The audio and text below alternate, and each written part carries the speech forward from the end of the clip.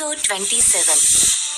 அனன்யா குழந்தை போல அசந்து தூங்கிக் கொண்டிருக்க அந்த மங்கலான வெளிச்சம் அவளின் அழகை இன்னும் அதிகப்படுத்தி காட்டியது.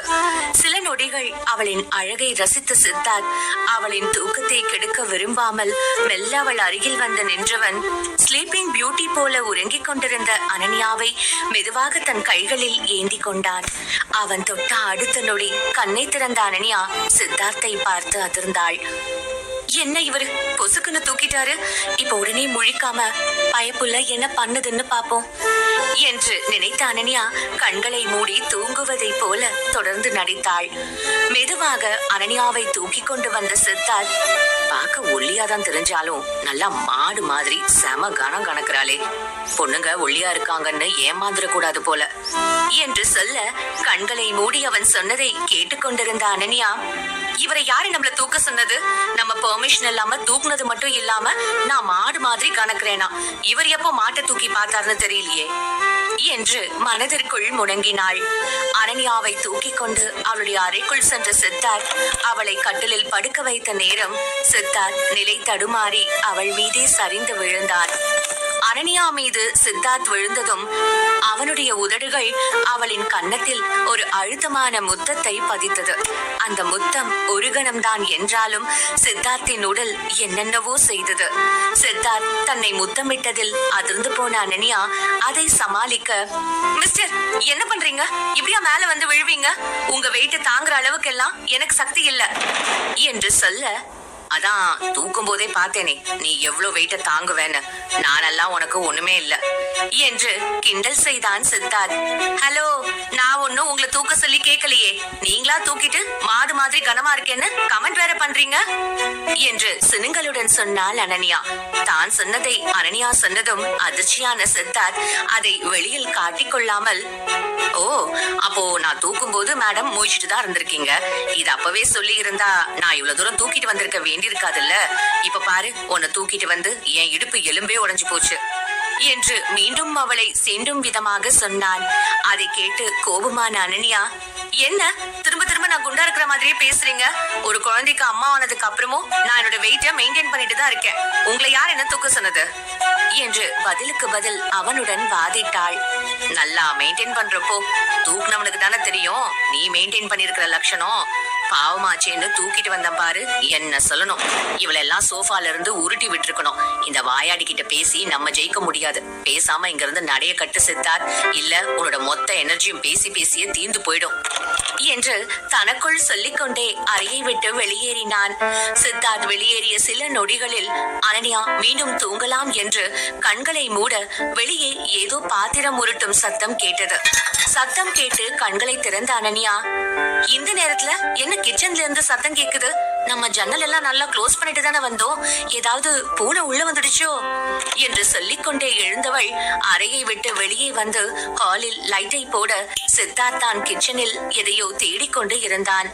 அதை கண்டு குழப்பமான அனன்யா, இந்த நேரத்துல என்ன பூனை மாதிரி உருட்டிட்டு இருக்கீங்க, என்ன வேணும்னு சொல்லுங்க நான் எடுத்து தரேன் என்று கேட்டாள். அவள் சொல்வதை காதில் வாங்காதவன் போல எதையோ ஆர்வமாக தேடிக்கொண்டிருந்தான் சித்தார்த்.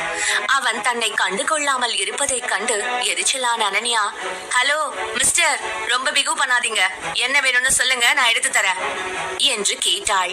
திரும்பிய சித்தார்த், வேற ஒண்ணும் இல்ல, நூடுல்ஸ் எங்க இருக்குன்னு தேடிட்டு இருக்கேன், போதுமா, ஏற்கனவே பசியில இருக்கேன், இதுல தொண கேள்வி கேட்டு டார்ச்சர் பண்ணிட்டு இருக்க என்று கூறினான்.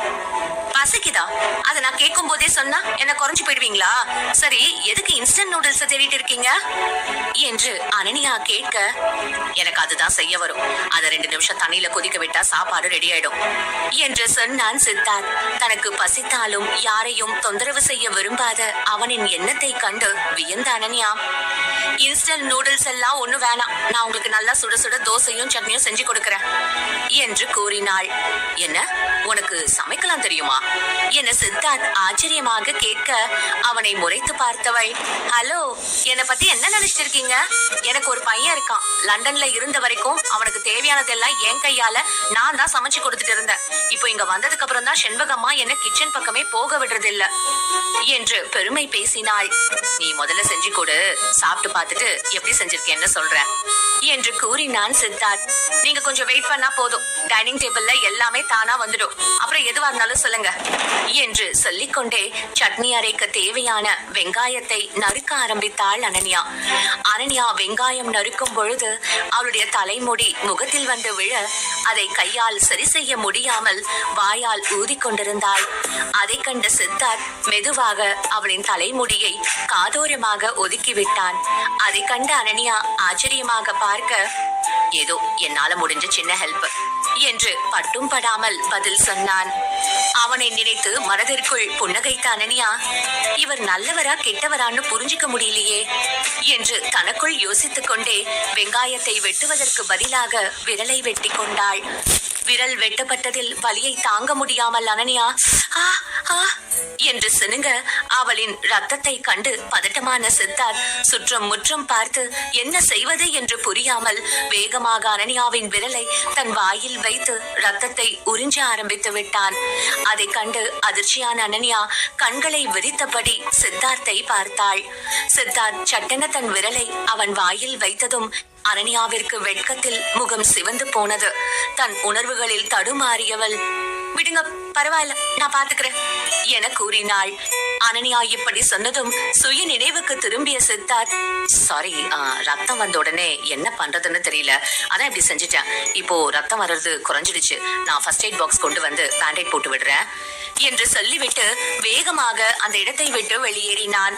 சித்தார்த் தனக்காக இந்த அளவுக்கு பதட்டமாவான் என்று அனன்யா எதிர்பார்க்கவில்லை. என்னதான் ரூடா இருந்தாலும் மனசளவுல ரொம்ப இறக்க குணம் உள்ள ஆளாதான் இருக்காரு என்று உள்ளுக்குள் நினைத்து கொண்டாள். சில நொடிகளுக்கு பிறகு திரும்பி வந்த சித்தார்த் அவள் விரலில் பேண்டேட் போட்டுவிட்டு, நீ என்ன பண்ணணும்னு மட்டும் சொல்லு, நான் ஹெல்ப் பண்றேன், இந்த விரலை வச்சுட்டு காய்கறி எல்லாம் கட் பண்ண வேண்டாம் என்று சொல்லிவிட்டு சட்னிக்கு தேவையான வெங்காயத்தையும் தக்காளியையும் அவனை நறுக்கி கொடுத்தான். இருவருமே பேசிக்கொண்டே வேலை பார்க்க சிறிது நேரத்தில் அனன்யா அவனுக்கு மொறுமொறுவென்று தோசை சுட்டுக் கொண்டு வந்து டைனிங் டேபிளில் வைத்தாள். மிகவும் பசியுடன் இருந்த சித்தார்த் வேகமாக தோசையை எடுத்து வாயில் வைத்தவுடன் அதன் சுவையில் மெய்மறந்து போனான். ரொம்ப நல்லா இருக்கு, இவ்வளவு நல்லா இருக்கும்னு நான் எக்ஸ்பெக்ட் பண்ணவே இல்லை என்று கூறினான்.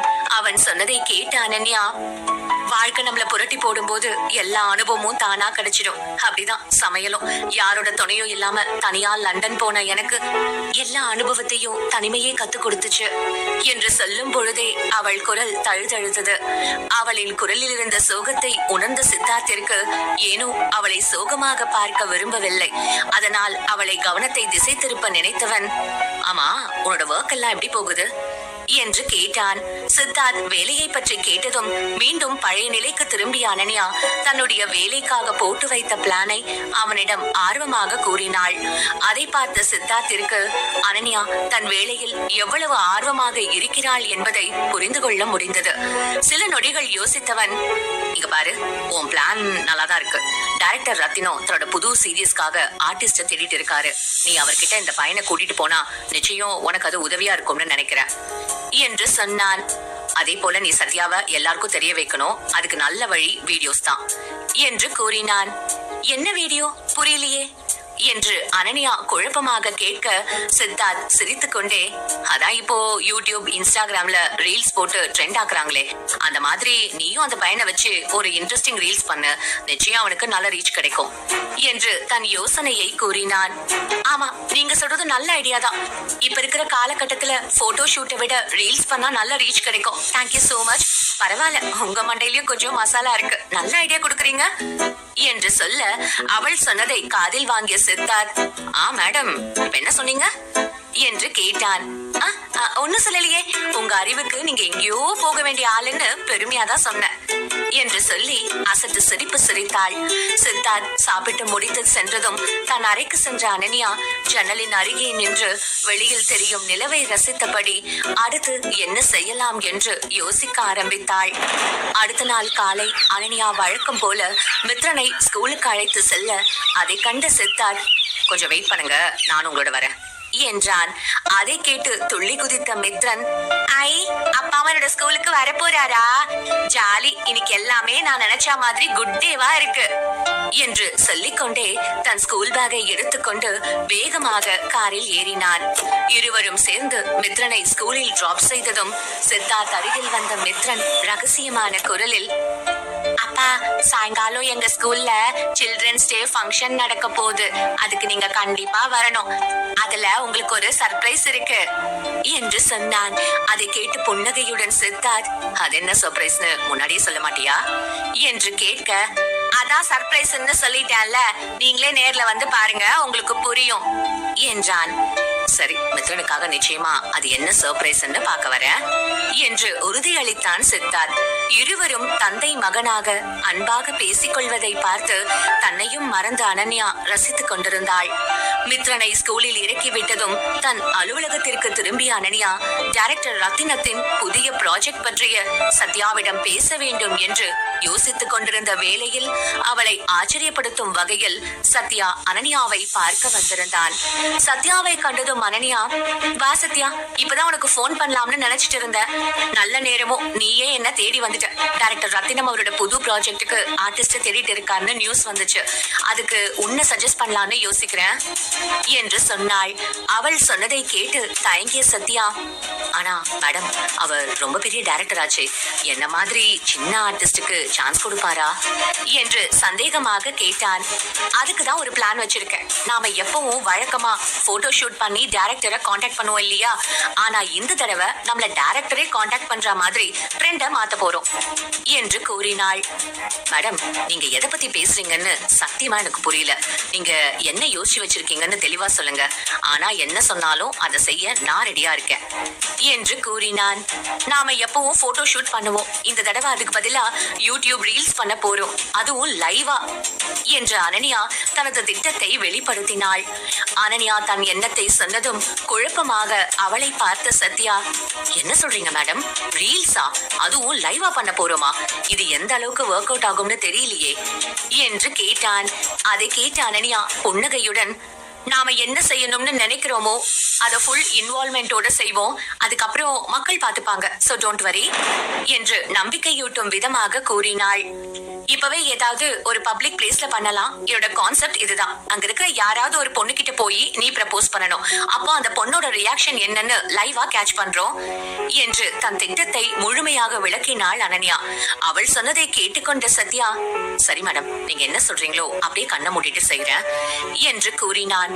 அவர்கள் முடிவு செய்ததை போல ஒரு பஸ் ஸ்டாப்பில் 18 வயது இளம்பெண் பேருந்திற்காக காத்திருந்த வேளையில் அவளை கண்ட அனன்யா, சத்யா, நான் சொன்ன மாதிரியே பண்ணு. உன்னை பார்த்துட்டு அவ கொடுக்கிற ரியாக்ஷன் போதும், நிச்சயம் இந்த ரீல்ஸ் ட்ரெண்ட் ஆயிடும். நான் இங்க மறைஞ்சிருந்து ஷூட் பண்றேன் என்று சொல்லிவிட்டு மறைவான ஒரு இடத்தில் அனன்யா கேமராவை வைத்து காத்திருந்தாள். ஒரு இளம் பெண்ணிடம் பேசுவதற்கு தயக்கமாக இருந்தாலும் அனன்யா எதை சொன்னாலும் செய்யும் மனநிலையில் இருந்த சத்யா நேராக அந்த பெண்ணின் எதிரில் வந்து நின்றான். சத்யாவை கண்ட நொடி அந்த இளம்பெண் அவனை அடையாளம் கண்டு கொண்டு பேச வர, அந்த சமயம் 5-6 ரவுடிகள் சத்யாவின் தோள்களை பிடித்து அவனை ஓரமாக நிறுத்திவிட்டு, என்னமா, எங்க ஆளு லவ் சொன்னா ஒத்துக்க மாட்டேன்னு சொல்லிட்டியாமே, உனக்கு என்ன மனசுல ஐஸ்வர்யா ராய்னு நினைப்பா என்று சொல்லிக்கொண்டே அந்த பெண்ணை நெருங்கினார்கள். அங்கே இருந்து தப்பிக்க என்ன செய்வது என்று புரியாமல் பரிதாபமாக சத்யாவை பார்த்தாள் அந்த இளம்பெண். இதற்கு நடுவே சித்தார்த் தன் அலுவலகத்தில் தீவிரமாக வேலை செய்து கொண்டிருந்த நேரம் அவனுடைய PA தயக்கத்துடன், சார், உங்க பேர்ல ஒரு கொரியர் வந்திருக்கு என்று கூறினான். கொரியர் என்று சொன்னதும் குழப்பமான சித்தார்த், என்ன கொரியரா? எனக்கு யாரு கொரியர் பண்ணிருக்க போறாங்க என்று யோசிக்க, யார் என்ற விவரம் எதுவும் இல்லாமல் மொட்டை கடுதாசி போல வந்திருக்கும் கடிதத்தை பிரித்தான். கடிதத்தை பிரித்து படித்த நொடி அவனுடைய முகமெல்லாம் வியர்க்க ஆரம்பித்தது. சில நொடிகள் அவனுடைய இதயம் படபடப்பாக துடித்தது. அந்த கடிதத்தின் உள்ளே, 6 வருஷத்துக்கு முன்னாடி உன்னோட இருந்த பொண்ணு இப்ப எங்க இருக்கா, எப்படி இருக்கான்னு தெரிஞ்சுக்க வேண்டாமா என்ற வார்த்தைகள் மட்டுமே இருந்தன. அந்த கடிதத்தை பார்த்ததும் சித்தார்த்திற்கு 6 வருடங்களுக்கு முன்னால் நடந்த நிகழ்வுகள் ஒவ்வொன்றாக நினைவிற்கு வந்தது. அதை நினைத்து பார்த்தவனால் தன் பதட்டத்தை கட்டுப்படுத்த முடியவில்லை. வேக வேகமாக தன் கேபினை விட்டு வெளியேறியவன் அனைத்து ஊழியர்களையும் கடந்து சென்று ரிசப்ஷனை அடைந்தான். பதட்டமான ரிசப்ஷனிஸ்ட் அதிர்ச்சியுடன் எழுந்து நின்றாள். என்னோட பேர்ல வந்த கொரியர் எப்ப வந்துச்சு, யார் கொடுத்தான்னு தெரியுமா என்று கேட்டான். 15 மினிட்ஸ் முன்னாடி தான் சார் வந்துச்சு. ஒரு மிடில் ஏஜ் ஆள் தான் கொண்டு வந்து கொடுத்தது. நிச்சயம் அவரோட உருவம் சிசிடிவில பதிவாகி இருக்கலாம் என்று சொன்னாள். அந்த பெண் சொன்ன விவரத்தை கேட்டதும் சித்தார்த் தன் பிஏ பக்கம் திரும்பி, எனக்கு உடனடியா இந்த லெட்டர் கொண்டு வந்த ஆள் யாரு, எங்க இருக்கான், அவனை யாரு அனுப்பிச்சதுன்னு ஃபுல் டீடைல்ஸ் உடனே வேணும் என்று கூறினான். பல வருடங்களாக புதைந்து கிடந்த உண்மையை 6 வருடங்கள் கழித்து தோண்டி எடுத்தது யார் என்ற விவரத்தை தெரிந்து கொள்ள ஆர்வமாக இருந்தான் சித்தார்த்.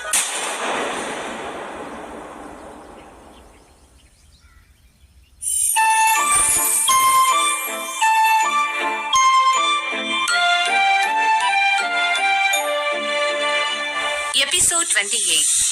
எனக்கு உடனடியா அந்த லெட்டர் கொண்டு வந்த ஆள் யாரு, எங்க இருக்கான், அவனை யாரு அனுப்புறதுன்னு ஃபுல் டீடைல்ஸ் உடனே வேணும் என்று கூறினான் சித்தார்த். பயங்கர டென்ஷன் ஆகி இருந்தான் சித்தார்த். அதை பார்த்த அவனின் பாடி கார்ட்ஸ் பயந்தனர். இதற்கு நடுவே ரோட்டில் அந்த ரவுடிகள் அந்த பெண்ணின் கையை பிடித்து இழுக்க நடப்பதை பார்த்து கோபமான சத்யா அந்த பெண்ணின் முன்னால் வந்து நின்று, ஏய் யார் நீங்க, எதுக்காக ஒரு பொண்ணு கிட்ட கலாட்டா செஞ்சுட்டு இருக்கீங்க என்று கேட்டான். அந்த கூட்டத்தின் தலைவன், பாரா ஹீரோ கேள்வி கேட்க வந்துட்டாரு, இது லவ் மேட்டர் பாஸ், உங்களுக்கு தேவையில்லாத விஷயம், நீங்க ஒதுங்கி போங்க, நாங்க டீல் பண்ணிக்கிறோம் என்று சொன்னான். அவன் சொன்னதை கேட்டு குழப்பத்துடன் சத்யா அந்த பெண்ணை பார்க்க அந்த பெண் இல்லை என்பது போல தலையசைத்தாள். அவளது சைகையை புரிந்து கொண்ட சத்யா, அந்த பொண்ணு லவ் பண்றதே என்னதான், அதனால இந்த லவ் மேட்டரை நீங்க என்கிட்ட கூட டீல் பண்ணலாம் என்று சொல்லி அவன் சட்டை காலரை மடித்து விட்டான். தூரத்தில் இருந்த அனன்யா சற்று பயந்தவள், அடே சத்யா, நடிக்க சொல்லிதானடா சொன்ன, இவன் பேசுறத பார்த்தா சண்டை நிச்சயம் நடக்கும் போல இருக்கே, குறுக்க போய் காப்பாத்தலாமா, வேணாம், சத்யா என்ன செய்யலான்னு பாப்போம் என்று தொடர்ந்து வீடியோ எடுத்தாள். பாரா மச்சான், நம்ம தேடி வந்த ஆளு இங்க இருக்கு, இவன் அடிச்சா அவ அழுவாடா என்று சொல்லிக்கொண்டே ஒருவன் கை ஓங்க அவனின் கையை பிடித்து மூக்கில் ஒரு குத்து விட்டான் சத்யா. அதில் சுருண்டு போய் ஒரு அடி தள்ளி விழுந்தான் அந்த நபர். பிறகு மீதமுள்ள ஆட்கள் ஒன்று சேர்ந்து சத்யாவை தாக்க ஏற்கனவே சினிமாவிற்காக சண்டை பயிற்சி கற்றிருந்த சத்யா அவர்களை ஒரு வழி செய்து விட்டான். சத்யா அடித்த அடியில் அவர்கள் எதற்கு வந்தோம் என்பதையே மறந்து போய் விட்டால் போதும் என ஓடிவிட்டனர். அந்த ரவுடி ஆட்கள் ஓடியதும் நிம்மதி பெருமூச்சு விட்ட அந்த பெண் சத்யாவின் கையை பிடித்து, ப்ரோ ரொம்ப தேங்க்ஸ், நீங்க மட்டும் இல்லனா இந்நேரம் என்ன நடந்திருக்குமோ, சண்டை போட்டு ஹெல்ப் பண்ணதுக்கு ரொம்ப தேங்க்ஸ், இந்த உதவியை நான் எப்பவுமே மறக்க மாட்டேன் என்று நன்றி தெரிவித்தாள். ரீல் செய்ய வந்த இடத்தில் பிரச்சனையை தட்டி கேட்ட சத்யாவுக்கு இப்பொழுதுதான் அனன்யாவின் ஞாபகம் வர, ஐயோ நான் எதுக்கு வந்தேன், இப்ப என்ன பண்ணிட்டு இருக்கேன், எனக்கு ஒரு முக்கியமான வேலை இருக்கு, பாய் என்று அந்த பெண்ணிடம் சொல்லிவிட்டு வேகமாக மறைந்திருந்து வீடியோ எடுத்த அனன்யாவிடம் வந்தான். தான் ஒரு திட்டத்தை போட்டுவிட்டு காத்திருந்த அனன்யாவிற்கு ஏமாற்றம் கொடுக்காமல் அதைவிட சுவாரஸ்யமாக கண்டென்ட் கொடுத்த சத்யாவை நினைத்து மகிழ்ச்சி அடைந்தாள். சாரி மேடம், நீங்க எதிர்பார்த்த மாதிரி ரீல்ஸ் பண்ண முடியாம போயிடுச்சு, உங்களை ரொம்ப டிசப்பாயிண்ட் பண்ணிட்டேன், அந்த பொண்ணை கலாட்டா செய்யும் போது மனசு கேட்கல, அதான் ஹெல்ப் பண்ண வேண்டியதா போச்சு, நாம வேணும்னா வேற லொகேஷன்ல ட்ரை பண்ணலாமா என்று பேசினான். ரிலாக்ஸ் சத்யா, ரிலாக்ஸ், நான் என்ன எதிர்பார்த்து வந்தேனோ அதை விட பெட்டரான கண்டென்ட் தான் நீங்க கொடுத்திருக்கீங்க, நாம இதையே அப்லோட் பண்ணுவோம், இதுவே நல்ல ரீச் கொடுக்கும்னு நான் எதிர்பார்க்கிறேன். ரொமான்ஸ் சத்யாவை விட ஆக்ஷன் சத்யாவை மக்கள் இன்னும் அதிகமா விரும்புவாங்க, இது ரொம்பவே லைவ்லியா இருந்ததால நிச்சயம் நாம எதிர்பார்க்கிற ரீச் கிடைக்கும்னு நான் நம்புறேன் என்று சொன்னாள். அனன்யா சொன்னது அவனுக்கு புரியவில்லை என்றாலும், சரி மேடம், நீங்க எப்படி யோசிக்கிறீங்களோ அப்படியே பண்ணுங்க என்று கூறினான். வீடியோ எடுத்து முடித்த அனன்யா தன் ஆபீஸிற்கு சென்று ஒரு ரீல்ஸுக்கு தேவையான அளவுக்கு அதை எடிட் செய்து யூடியூப், இன்ஸ்டாகிராமில் அப்லோட் செய்துவிட்டு தன் வேலையை பார்க்க ஆரம்பித்தாள். அனன்யா அப்லோட் செய்த 1 மணி நேரத்தில் அந்த வீடியோ நல்ல வரவேற்பை பெற்றது.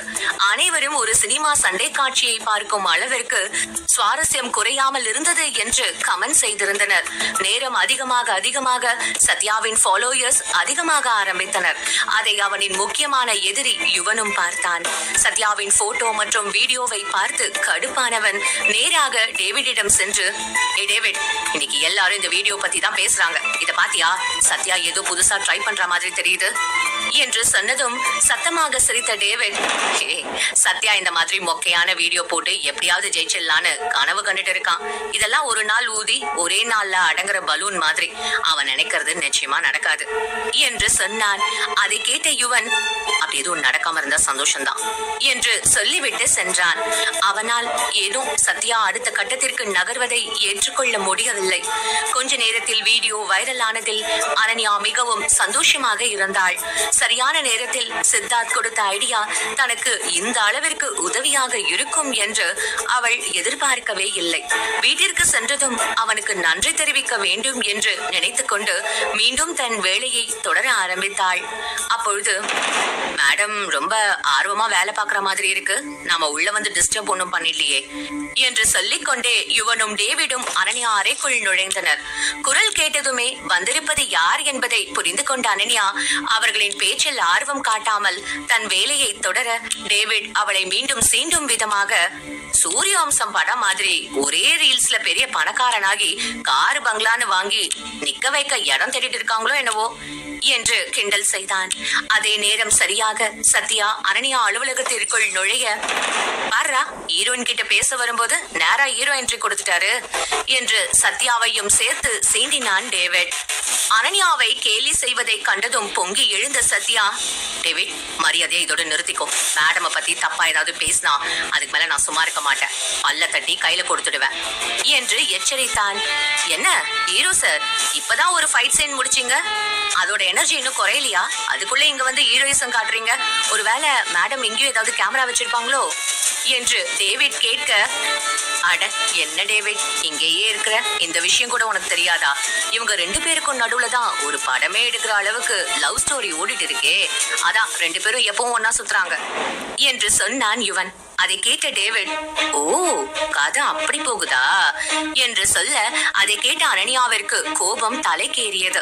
ஆனாலும் தன் உணர்வுகளை அடக்கி கொண்டவள், இங்க பாருங்க மிஸ்டர் டேவிட், உங்க கற்பனை வழக்கை எல்லாம் வேலையில காட்டினா நிறைய காசு பார்க்கலாம் என்று அவர்களை வெளியே போக சொல்லி சொல்லாமல் சொன்னாள். எதை பேசினாலும் அதற்கு சரியான பதிலடி கொடுக்கும் அனன்யாவிற்கு இதற்கு மேல் எதுவும் பேச முடியாது என்று நினைத்து யுவனும் டேவிடும் அந்த இடத்தை விட்டு நகர்ந்து சென்றனர். டேவிட் வந்ததில் எரிச்சலான அனன்யா சிறிது நேரம் பால்கனியில் நின்று சத்யாவுடன் பேசிய அனன்யா இந்த வீடியோ ட்ரெண்ட் ஆனதும் அடுத்து செய்ய வேண்டிய வேலையை குறித்து சத்யாவிடம் பேசினாள். அவள் பேசி முடித்ததும் சத்யா அங்கிருந்து சென்றுவிட மீண்டும் தன் கேபினுக்கு திரும்பிய அனன்யா வேலையை பற்றியே யோசித்துக் கொண்டு வர தெரியாமல் எதிரில் வந்த நபர் மீது மோதினாள். தான் செய்த தவறுக்கு மன்னிப்பு கேட்க நினைக்கும் போது, ஏய், உனக்கு கொஞ்சம் கூட அறிவில்லையா? இப்படி ஆள் எதிரில் வர்றது கூட தெரியாம அடிப்பாங்க என்று ஒரு குரல் கேட்டது. தெரியாமல் செய்த தவறுக்கு மோசமாக பேசுவதை கேட்டதும் அனன்யாவிற்கு கோபம் வர அதற்கு மேல் பொறுத்து கொள்ள முடியாமல், இங்க பாருங்க மிஸ்டர், தெரியாம அடிச்சிட்டேன், எதுக்காக அனாவசியமா பேசுறீங்க என்று கேட்டாள். தன்னை யாரோ இடித்த எரிச்சலில் இருந்த விஷால் ஒரு அழகிய பெண் குரல் கேட்டதும் நிமிர்ந்து பார்க்க அனன்யா அழகில் மயங்கி போனவன், அடடா, இவ்வளவு அழகான ஒரு மாடல நம்ம கம்பெனில வேலைக்கு சேர்த்தத பத்தி எவனும் மூச்சு விடலையே, இவ எப்படி நம்ம கண்ணுல மாட்டாம இருந்தா என்று தனக்குள் நினைத்து கொண்டவன், சாரி மேம், ஏதோ டென்ஷன்ல அப்படி பேசிட்டேன். ஆமா, யார் நீங்க, இங்க வேலை பாக்குறீங்களா என்று கேட்டான்.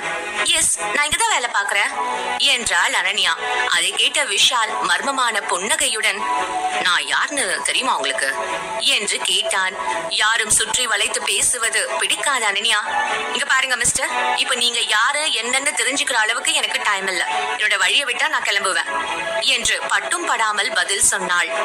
ரொம்ப வித்தியாசமான ஆளா இருக்காளே, இப்படி ஒரு பொண்ணு நம்ம கம்பெனில வேலை பார்க்கறது தெரியாம போச்சே, இங்க வந்தா போர் அடிக்குமேன்னு நினைச்சு கவலைப்பட்டேன், இனிமே அந்த பிரச்சனை இருக்காது என்று தனக்குள் நினைத்து கொண்டவன், என்னால உங்க டைம் வேஸ்ட் ஆக வேண்டாம், நீங்க உங்க வேலையை பாருங்க, நான் யாரு என்னன்னு உங்களுக்கு போக போக தெரியும் என்று சொல்லிவிட்டு நகர்ந்து விட்டான் விஷால். விஷாலை பற்றி கவலைப்படாத அனன்யா வேகமாக தன் வீட்டிற்கு திரும்பினாள். காலையிலிருந்து அலைந்து திரிந்ததில் மிகவும் களைப்பாக இருந்த அனன்யா குளிக்கலாம் என்று தன் அறையில் இருக்கும் ஹீட்டரை ஆன் செய்ய அது வேலை செய்யவில்லை என்று செண்பகம் சொன்னது நினைவிற்கு வந்தது. ஐயோ, காலையில தான் சொன்னாங்க ஹீட்டர் ஒர்க் ஆகலன்னு. இன்னும் சரியாகலையா? ஒரு சூடான குளியல் போடலான்னு வந்தேன் என்று புலம்பியவள், சரி சித்தார்த்தா வீட்ல இல்லையே, அவர் ரூம்ல குளிச்சுட்டு கிளம்பலாம் என்று சொல்லிக்கொண்டே தனக்கு தேவையான உடைகளை எடுத்துக்கொண்டு சித்தார்த் அறைக்கு சென்றாள். மறுபுறம் மித்ரன் கண்டிப்பாக ஸ்கூலுக்கு வர வேணும் என்று அழுத்தமாக சொன்னதால் அவனை ஏமாற்ற விரும்பாத சித்தார்த் வீட்டிற்கு சென்று கேஷுவல் உடையை மாற்றிக்கொண்டு செல்லலாம் என்று முடிவு செய்து வீட்டிற்கு வந்தான். சுகமாக குளியலை அனுபவித்த அனன்யா டவலை தேட அப்பொழுதுதான் டவல் எடுத்து வராதது நினைவிற்கு வந்தது. ஐயோ, டவல் மறந்துட்டோமா? இப்படியே எப்படி வெளியில போகிறது? சரி, இப்பதான் யாரும் இருக்க மாட்டாங்களே, வெளியே போய் சித்தார்த் கபோர்ட்ல இருக்கிற டவலை யூஸ் பண்ணிக்கலாம் என்று தனக்குள் சொல்லிக்கொண்டே அலட்சியமாக வெளியே வந்தாள். வெளியே சித்தார்த் தன் ஆடைகளை முழுவதுமாக கயற்றிவிட்டு டவலை மட்டும் கட்டிக்கொண்டு வாஷ்ரூம் கதவை திறக்க சென்றான். அதே நேரம் சரியாக அனன்யா டவல் கூட அணியாமல் வெளியே வர தன் எதிரில் சித்தார்த்தை பார்த்தவள் தன் மேனியை மறைக்க வேண்டும் என்பதை மறந்து என்று அலறினாள். அவளின் அலறல் சத்தம் கேட்டு பதட்டமான சித்தார்த் அங்கும் இங்குமாக நகர்ந்து திரும்பிக் கொள்ள, ஒரு பொண்ணு குளிச்சுட்டு இருக்கான்னு கூட தெரியாம இப்படியா கதவை தட்டாம வர்றது? நீங்க இவ்வளவு மோசமான ஆளா இருப்பீங்கன்னு நான் நினைச்சு கூட பாக்கல என்று கேட்டாள் அனன்யா. அவள் பேசியதில் கோபமான சித்தார்த் அவள் பக்கம் திரும்ப அனன்யாவின் கோலத்தை கண்டு வெட்கப்பட்டு திரும்பிக் கொண்டு, ஹலோ மேடம், நான் யார கேட்கணும்னு நினைக்கிறீங்க? முதல்ல இது என்னோட ரூம். என் ரூமுக்கு பெர்மிஷன் இல்லாம வந்தது நீதான். என்னோட ரூமுக்கு வந்தது இல்லாம என்னையே ஏன் வந்தன்னு கேக்குறியா? ஒரு டவல் கூட இல்லாம யாராவது குளிக்க வருவாங்களா என்று அதட்டினான். தப்பு பண்ணிட்டு சாக்கு போக்கு சொல்லி தப்பிக்க பாக்காதீங்க என்று அனன்யா எரிச்சலுடன் சொல்ல, இந்தமா பெரிய கிளியோபட்ரா நாங்க, அப்படியே அவங்க அழகுல மயங்கி எப்ப குளிச்சுட்டு வருவாங்கன்னு பாத்ரூம் வாசல்லே காத்துட்டு இருந்தோம் பாரு. தேவையில்லாம என்னோட ரூமுக்கு வந்துட்டு என்னையே குத்த சொன்னா அவ்வளவுதான் என்று கூறினான் சித்தார்த். சித்தார்த் பேசுவது அனன்யாவை கோவப்படுத்த அப்பொழுதுதான் அவள் ஆடையின்றி இருப்பது அவள் நினைவில் வந்தது. ஐயோ, டவல் இல்லாமையா நான் இவ்வளவு நேரம் பேசியிருக்கேன்? இந்த மனுஷன் நம்மள முழுசா பாத்துட்டாரா? இங்கிருந்து எப்படி போறது என்று யோசிக்க அவளின் எண்ணத்தை புரிந்து கொண்டவன் போல சித்தார்த் தனக்குள் சிரித்து கொண்டு, கொஞ்ச நஞ்ச பேச்சா பேசின, டவலே இல்லாம இந்த ரூமை விட்டு எப்படி போறேன்னு நானும் பாக்குறேன் என்றான் தனக்குள். டவல் இல்லாமல் அங்கிருந்து ஒரு அடி கூட நகர முடியாது என்று உணர்ந்த அனன்யா அவள் கைகளால் உடலை மறைத்து வேறு வழி இல்லாமல் சித்தார்த்தின் உதவியை கேட்க முடிவு செய்தாள். தொண்டையை கனைத்துக் கொண்டவள், ஏதாவது டவல் இருந்தா கொடுங்க, நான் அதை கட்டிக்கிட்டு தான் இந்த ரூமை விட்டு வெளியே போக முடியும் என்று இறங்கி வந்தாள். அப்படி வழிக்கு வாங்க மேடம், யாரோ கொஞ்ச நேரத்துக்கு முன்னாடி ரொம்ப பேசினாங்க, இப்ப புரியுதா என்னோட அருமை? நான் வேணும்னா என்னோட டவலை கட்டி கொடுக்கவா என்று மீண்டும் அவளை சீண்ட, ஐயோ ப்ளீஸ் படுத்தாதீங்க, வேற டவல் ஏதாவது கபோர்ட்ல இருந்து எடுத்து கொடுங்க, நான் வாஷ் பண்ணி திருப்பி கொடுத்துடுறேன் என்று சினுங்களுடன் கூறினாள். அவளின் சினுங்களான குரலை ரசித்த சித்தார்த் இதற்கு மேல அவளை வம்பு செய்யாமல் கபோர்டில் இருந்த டவலை எடுத்து அதை அனன்யாவிடம் நீட்டினான். அதை கட்டிக்கொண்ட பிறகுதான் அனன்யாவிற்கு மூச்சே வந்தது. டவலால் தன் உடலை மறைத்துக் கொண்டவள், நீங்க போங்க, போய் குளிங்க, நான் ரூமுக்கு போறேன் என்று வெட்கத்துடன் சொன்னாள். அவளின் குரலில் தெரிந்த வெட்கத்தை உணர்ந்து சித்தார்த் அவளை நெருங்கி செல்ல அதில் பதட்டமான அனன்யா 2 அடி பின்னோக்கி நகர்ந்தாள். ஈரமான அவளின் கால் மார்பிள்ஸ் தரையில் வழுக்க சரிந்து விழப்போனவளை தாங்கி பிடித்த சித்தார்த் அவளை மேலும் நெருங்க அவனின் மூச்சு காற்று அவள் கழுத்தில் பட்டதும் உடல் சிலிர்த்து போனாள். இந்த உணர்வுகள் என்னவென்று புரிந்து கொள்ளும் நிலையில் இருவரும் இல்லை. சித்தார்த் அனன்யாவை நெருங்கி சென்று அவளின் காதோரமாக ரகசியமான குரலில், இங்கேயே ட்ரெஸ் மாத்திக்கோ, நான் வெளியே வெயிட் பண்றேன் என்று சொல்லிவிட்டு டவலுடன் தன் அறையை விட்டு வெளியேறினான். என்னதான் தன்னை வம்பு செய்வது போல பேசினாலும் தன்னிடம் கண்ணியமாக நடந்து கொள்ளும் சித்தார்த்தை நினைத்து தனக்குள் சிரித்து கொண்டாள் அனன்யா. தயாராகி வெளியே வந்த அனன்யாவிற்கு சித்தார்த்தின் கண்களை நேருக்கு நேர் சந்திக்க சங்கடமாக இருந்தது. அதனால் தலையை தாழ்ந்தபடியே, ஸ்கூலுக்கு போக டைம் ஆயிடுச்சு, சீக்கிரம் ரெடி ஆயிட்டு வரீங்களா, ஒன்னா போயிடலாம் என்று கேட்டாள். அப்பொழுது அவனுக்கு போன் வந்தது. அதை அட்டன் செய்தவனின் முகம் மாற, சரி நான் உடனே வந்துடுறேன், நீங்க மீட்டிங்க்கு தேவையானதை ஏற்பாடு பண்ணுங்க என்று சொல்லிவிட்டு போனை வைத்தான். சித்தார்த் போனில் பேசியதை கேட்ட அனன்யா, என்னாச்சு, ஏதாவது முக்கியமான வேலையா ஆமா, ரொம்ப முக்கியமான இன்வெஸ்டர்ஸ் ஃபாரின்ல இருந்து வந்திருக்காங்க. அவங்க என்ன உடனே பார்க்கணும்னு ஒரு மீட்டிங் அரேஞ்ச் பண்ண சொல்லியிருக்காங்க. சோ நான் கிளம்பணும். மித்ரன் கிட்ட இன்னைக்கு வர முடியல, நிச்சயம் இன்னொரு நாள் வரேன்னு சொல்லிடு என்று கவலையுடன் கூறினான். சரி சரி, நான் அவனை சமாதானப்படுத்திக்கிறேன், நீங்க உங்க வேலையை பாருங்க என்று சொல்லிவிட்டு ஸ்கூலுக்கு தனியாக சென்றாள் அனன்யா. தன் பெற்றோர்கள் இருவரும் சேர்ந்து வருவார்கள் என ஆவலாக காத்திருந்த மித்ரனுக்கு அனன்யா மட்டும் தனியாக வந்ததை கண்டு அதிர்ச்சியானது. கண்கள் கலங்கியபடி அவள் அருகில் வந்தவன், என்னாச்சுமா? அப்பா கண்டிப்பா வரேன்னு ப்ராமிஸ் பண்ணாங்களே, ஏன் வரல என்று கவலையுடன் கேட்டான். அப்பாவுக்கு கொஞ்சம் வேலைடா என்று அனன்யா சொல்ல, அப்பா வருவார்னு நான் சொல்லிட்டேமா, நாங்க பெருசா பிளான் பண்ணிட்டோம், எனக்கு இப்போ அப்பா வரணும் என்று மித்ரன் அழுது கொண்டே கூறினான்.